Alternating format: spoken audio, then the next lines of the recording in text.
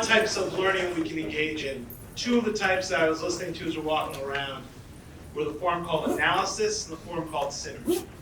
Analysis, we break pieces down into little bits.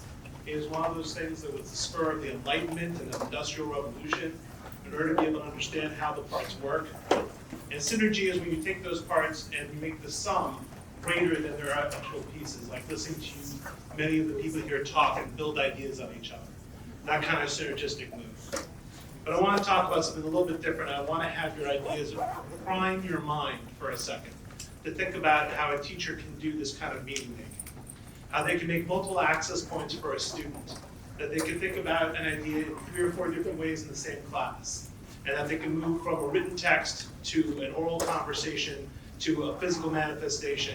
And they can move around and do sorts of different things. They can keep that short-term memory in there long enough so that it turns into long-term memory and can be used as part of the schema in order to help design who they are. And I want to take that priming of your mind right now to think about different ways you've seen that and that you were talking about it, and talk about one little aspect of this, which is a hidden agenda piece called metacognition. Metacognition is the ability of the brain to think about different plans and different ways that models what it's doing decisively, not by accident, but rather decisively. And in our case, the more a student invests in metacognition, the more they invest in this process, the more they're going to do meaning making.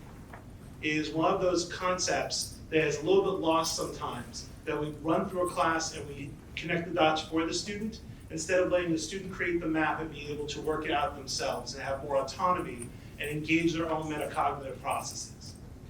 And part of that is having a student invest in higher order learning, like you saw in many of the examples, in asking the students to use their imagination, the ultimate autonomous being your imagination.